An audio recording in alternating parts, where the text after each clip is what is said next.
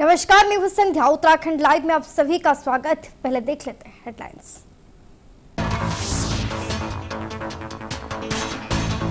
धामी सरकार और आइसलैंड की कंपनी वर्किश के बीच हुआ भूतापीय ऊर्जा के अन्वेषण और विकास में संबंधित एमओयू आइसलैंड के राजदूत बेनेडिक्ट हॉस्कुलसन ने रहे मौजूद। राष्ट्रीय खेलों को लेकर धामी सरकार सभी राज्यों के मुख्यमंत्री और खेल मंत्रियों को भेज रही निमंत्रण। 28 जनवरी को देहरादून से पीएम मोदी करेंगे नेशनल गेम्स का आगाज।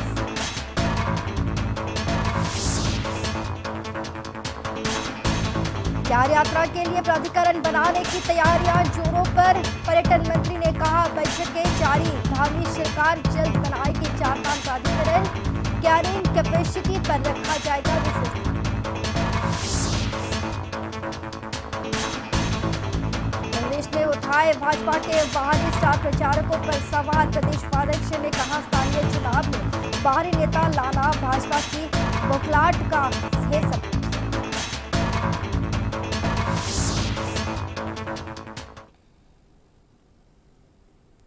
अब खबर देखेंगे विस्तार से। उत्तराखंड सरकार और आइसलैंड की कंपनी वर्किश कंसल्टिंग इंजीनियर्स के मध्य सचिवालय में मुख्यमंत्री धामी और आइसलैंड के राजदूत डॉक्टर बेनेडिक्ट हॉस्कुलसन की गरिमामय उपस्थिति में उत्तराखंड में भूतापीय ऊर्जा के अन्वेषण और विकास के संबंध में समझौता संपन्न हुआ।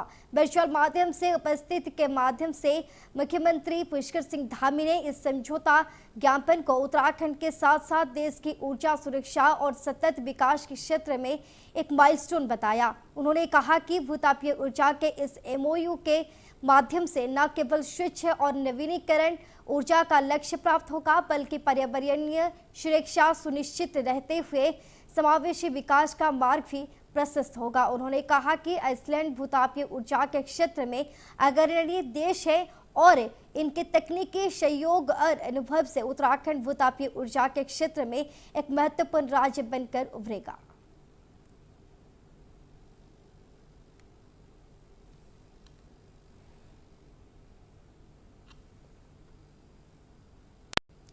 उत्तराखंड में होने जा रहे 38वें राष्ट्रीय खेलों के लिए तैयारियां जोरों शोरों से चल रही है। 28 जनवरी को प्रधानमंत्री नरेंद्र मोदी देहरादून पहुंचकर राजीव गांधी इंटरनेशनल स्टेडियम में राष्ट्रीय खेलों का शुभारंभ करेंगे।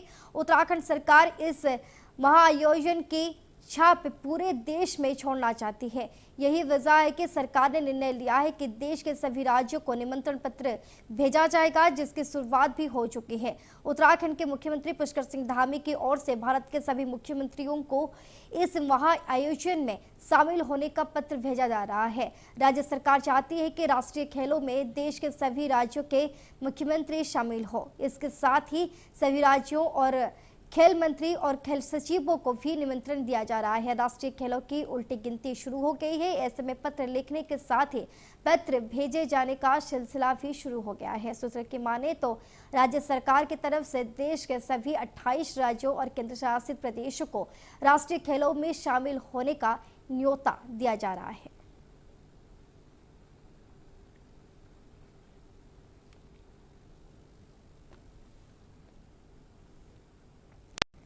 निकाय चुनावों में पार्टियों के स्टार प्रचारकों को लेकर कांग्रेस नेता सूर्यकांत धस्माना ने सवाल उठाए हैं। सूर्यकांत धस्माना ने कहा कि निकाय चुनाव में अपने लोकल स्तर के मुद्दे होते हैं और इन्हीं मुद्दे को लेकर चुनाव लड़े जाते हैं, लिहाजा स्टार प्रचारकों को इनसे दूर रहना चाहिए, क्योंकि उनका इन मुद्दे से कोई सरोकार नहीं रहता। योगी जी हो चाहे मोदी जी हो, अब यहाँ पर अगर नगर पालिका में, नगर निगम में कूड़ा उठाना होगा तो उसके लिए योगी जी और मोदी जी या राहुल गांधी थोड़ी आएंगे। यहाँ तो स्थानीय लेवल पर जो मेयर बनेंगे, जो पार्षद बनेंगे, जो यहाँ पर प्रतिनिधित्व करेंगे, उन लोगों को देखना है। जल भराव होता है, बाढ़ आती है, कूड़ा उठान है, सफाई की व्यवस्था है, प्रकाश की व्यवस्था है, ट्रैफिक की व्यवस्था है, उसको लोकल लेवल पर, ये लोकल सरकार है, ये राज्य की और देश की सरकार नहीं है। इसलिए यहाँ पर राहुल गांधी जी के नाम पर, मोदी जी के नाम पर, योगी जी के नाम पर वोट नहीं मांगा जाना चाहिए। यहाँ पर अपने काम के हम क्या करेंगे, हमारी दृष्टि क्या है, कैसे सुंदर शहर बनेगा, कैसे देहरादून राजधानी है वो सुंदर बनेगी, कैसे तमाम जो उत्तराखंड के 11 नगर निगम है नगर पालिका परिषद है, नगर पंचायतें हैं, उनमें कैसे वहां के प्रतिनिधि बेहतर सुविधाएं नागरिकों को देंगे। उत्तराखंड में चार धाम यात्राओं के लिए प्राधिकरण बनाने की तैयारी की जा रही है, जिसकी मुख्यमंत्री पुष्कर सिंह धामी भी घोषणा कर चुके हैं। तो वहीं पर्यटन विभाग प्राधिकरण की व्यवस्थाओं को लेकर निरंतर कार्य कर रहा है। इस विषय पर पर्यटन मंत्री सतपाल महाराज का कहना है कि प्राधिकरण में यात्रा के दौरान संचालन में किस तरह की सुविधा होनी चाहिए, इस पर मंथन चल रहा है। साथ ही धामों की जो कैरिंग कैपेसिटी है उसी के अनुरूप यात्रियों को वहां भेजा जाए ताकि यात्रा सुचारू रूप से चलती रहे। वहीं सतपाल महाराज ने यह भी कहा है कि इसके लिए शासन स्तर पर बैठक की जा रही है। वहीं जल्द वो स्वयं भी प्राधिकरण की व्यवस्थाओं को लेकर बैठक करेंगे। प्राधिकरण के अंदर जो यात्रा के संचालन को देखा जा रहा है कि संचालन के अंदर सुविधा दी जाए और कैरिंग कैपेसिटी जो जहां की है, जिस धाम की है, उस कैरिंग के सब कैपेसिटी के मुताबिक लोग पहुंचे, लोगों को सुविधा मिले, यात्रा सुचारू रूप से चलती रहे, ये हमारा कहना है। और इसी के लिए जो है पहले आनंद वर्धन जी ने एक मीटिंग ले ली है। सीएम पुष्कर सिंह धामी ने हल्द्वानी में मेयर प्रत्याशी गजराज सिंह बिष्ट और पार्षदों के समर्थन में रोड शो किया। रोड शो कालाढूंगी चौराहा से शुरू होकर टिकनिया तक निकला। इस दौरान सीएम ने लोगों पर पुष्प वर्षा भी की। रोड शो में मुख्यमंत्री पुष्कर सिंह धामी के साथ सांसद अजय भट्ट, निवर्तमान मेयर जोगिंदर पाल सिंह रौतेला, मेयर प्रत्याशी गजराज बिष्ट समेत अन्य भाजपा पदाधिकारी और कार्यकर्ता मौजूद रहे। रोड शो करने के बाद मुख्यमंत्री पुष्कर सिंह धामी ने जनता को संबोधित करते हुए कहा कि जो आम जनता का उत्साह आज रोड शो के दौरान देखने को मिला है वह 23 जनवरी तक लगातार दिखाते रहना चाहिए। उन्होंने आम जनता के लिए 3 प्रमुख बातें भी बोली। उन्होंने कहा कि हम नए साल में 3 नए काम करने वाले हैं। सीएम धामी ने कहा कि सबसे पहले काम यह है कि 25 तारीख को उत्तराखंड के सभी निकाय और निगमों में भाजपा की सरकार बनानी है। दूसरा काम उत्तराखंड में समान नागरिक संहिता को लागू करना है। तीसरे काम के बारे में बोलते हुए मुख्यमंत्री पुष्कर सिंह धामी ने कहा कि 28 जनवरी से जो राष्ट्रीय खेल उत्तराखंड में आयोजित होने हैं उसको सफल बनाना है। उन्होंने कहा कि उत्तराखंड में राष्ट्रीय खेलों की शुरुआत प्रधानमंत्री नरेंद्र मोदी करेंगे।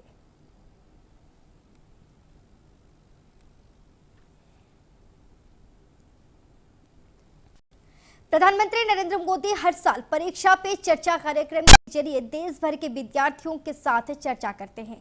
इस दौरान प्रधानमंत्री मोदी हाई स्कूल और इंटरमीडिएट के परीक्षाओं में बच्चों को तनाव से निपटने के लिए गुर सिखाते हैं। इस कार्यक्रम में सम्मिलित होने के लिए हर साल बड़ी संख्या में विद्यार्थी रजिस्ट्रेशन कराते हैं, जिनमें से एक प्रक्रिया के तहत चयन किया जाता है।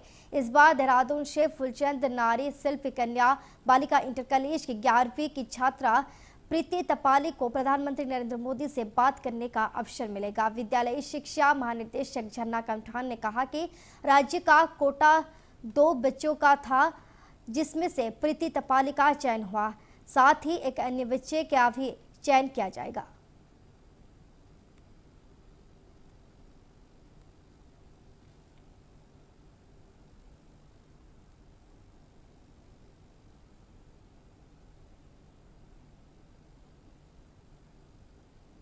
लगभग 23% के आसपास है और इसमें गत वर्ष 11% था ही और बढ़कर के लगभग 23% हो गया है।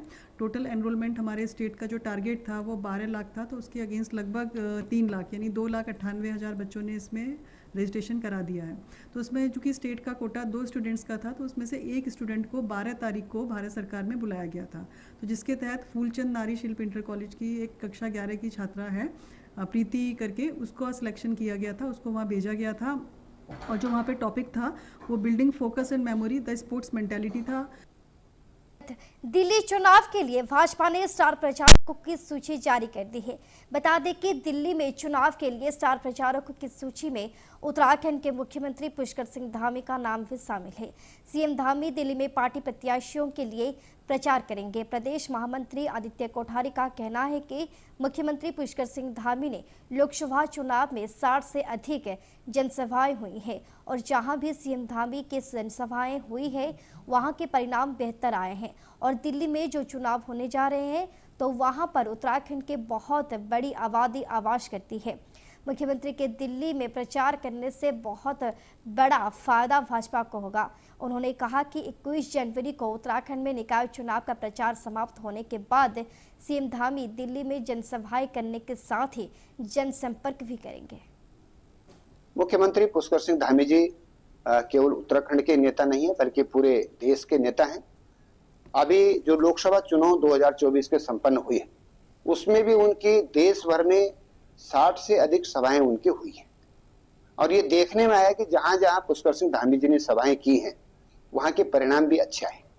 इसके बाद जो बीच में राज्यों के चुनाव हुए हैं, महाराष्ट्र के चुनाव हुए हैं, हरियाणा के चुनाव हुए, जहां जहां झारखंड में भी हुए, जहां जहां के चुनाव हुए हैं उन चुनाव में एक जनता में उनके प्रति गहरा लगाव देखा गया है और जिन सीटों पर वो विधानसभा के उपचुनाव में भी गए वहां भी परिणाम अच्छा है। प्रदेश में मौसम में एक बार फिर से ठंडक बढ़ गई है। मौसम विभाग के पूर्वानुमान के मुताबिक 15-16 जनवरी को मौसम में बदलाव का पूर्वानुमान जारी किया गया था, जो सही साबित हुआ। आगे मौसम का पूर्वानुमान जारी करते हुए मौसम विज्ञान केंद्र देहरादून के निदेशक डॉक्टर विक्रम सिंह ने बताया कि 17 जनवरी को मौसम साफ रहने वाला है। वहीं 18 जनवरी से प्रदेश के कुछ जिलों उत्तरकाशी, रुद्रप्रयाग, बागेश्वर, पिथौरागढ़ और चमोली में हल्की बारिश बर्फबारी देखने को मिल सकती है। वहीं अन्य क्षेत्रों में क्लाउडिंग देखने को मिल सकती है। इधर के हमारे डिस्ट्रिक्ट है उत्तरकाशी, चमोली, पिथौरागढ़, रुद्रप्रयाग, बागेश्वर, तो इसमें दिख रहा है कि 18 तारीख से आगे जो है 18 से लेकर के और करीब 21-22 तारीख तक जो है उनमें छुटपुट एक्टिविटी वो चलती रहेंगी। हाई रीचेज में हल्की बर्फबारी जो है 18 तारीख जनवरी से लेकर 25 तक जो है जो अंदर के डिस्ट्रिक्ट उत्तराखंड को उसमें वो मिलती रहेंगी। कुछ जगहों तक में इस तरह का जो स्थिति वो दिख रही है।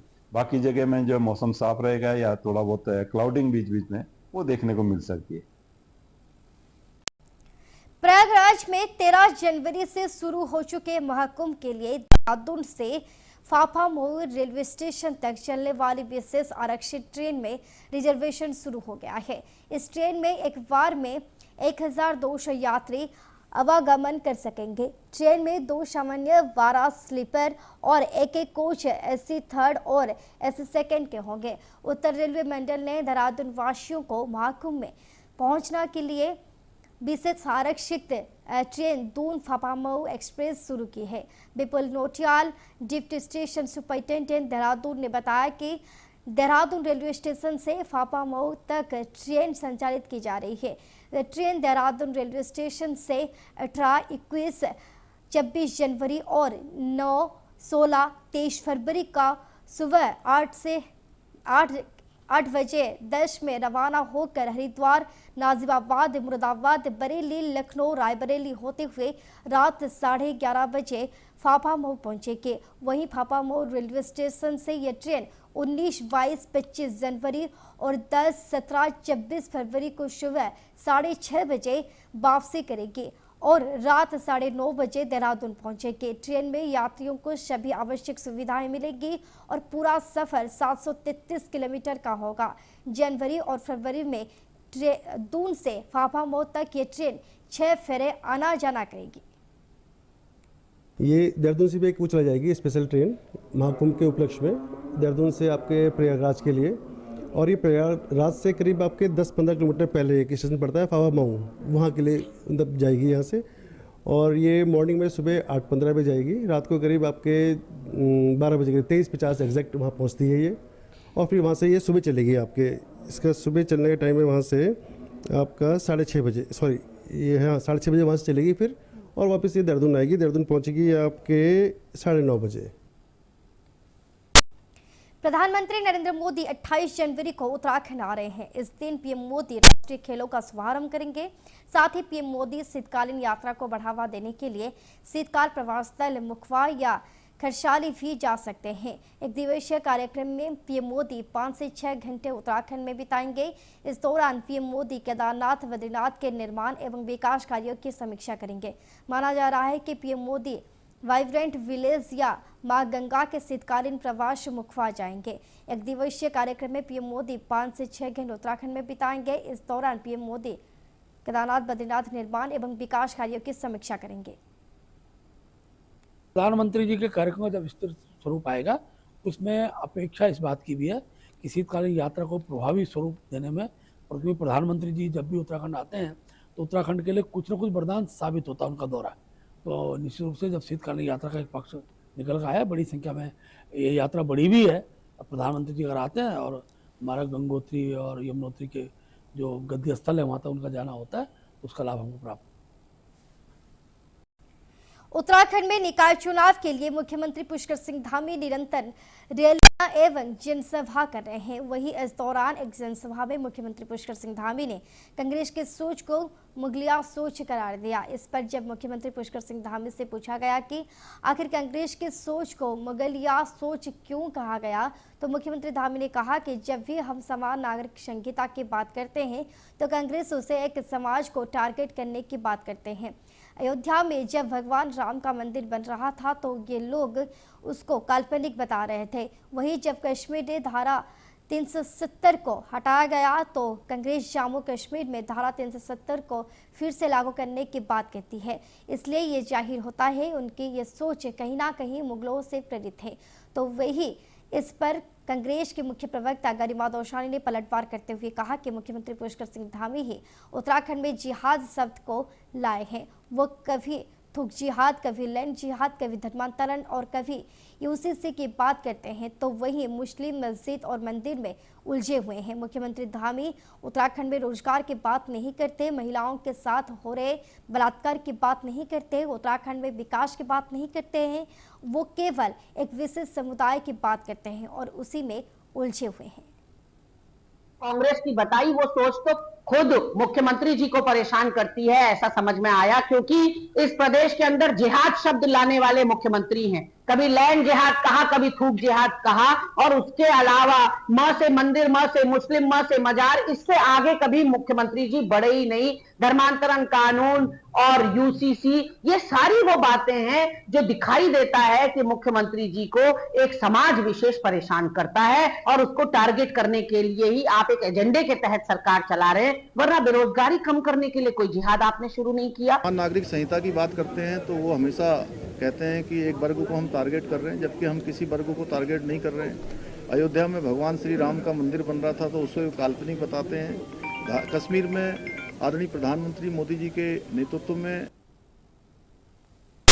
देवभूमि उत्तराखंड के सम्मान और पहचान का प्रतीक सामाजिक और सांस्कृतिक महोत्सव कौथिग मुंबई का 10 दिवसीय आयोजन गुड़ी पड़वा के दिन 31 जनवरी से शुरू हो रहा है।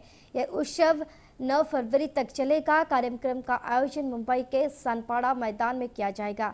इस उत्सव में उत्तराखंड के कलाकार अपनी मनमोहक प्रस्तुति से लोगों का दिल जीतेंगे। बता दें कि कौथिग महोत्सव का आयोजन वर्ष 2008 के बाद से हर साल किया जाता है। हालांकि कोविड में लॉकडाउन के चलते 2 सालों तक इस महोत्सव का आयोजन नहीं हो पाया था। मतभेद होने की वजह से हमसे अलग हुए हैं और पिछले वर्ष उन्होंने कौथिग शुरू किया है। तो इस बार मैंने जैसे कहा कि मुख्यमंत्री जी ने दखल दी है। उन्होंने कहा कि महाराष्ट्र जैसे बड़े प्रदेश में अगर आप इस तरह के काम करते हैं तो ये हमारी छवि के लिए अच्छा नहीं, हमारे उत्तराखंड के लिए नुकसानदायक है हमारी छवि को। तो उन्होंने कहा कि अगली बार जो आप लोग मिल के 2 कौथिग की वजह 1 कौथिग करेंगे और हमारी कोशिश होती है मुख्यमंत्री की बातों का मान सम्मान किया जाए। ये थी अब तक की बड़ी खबरें। अब वक्त हो गया है बुलेटिन की समाप्ति का। आज्ञा दीजिए।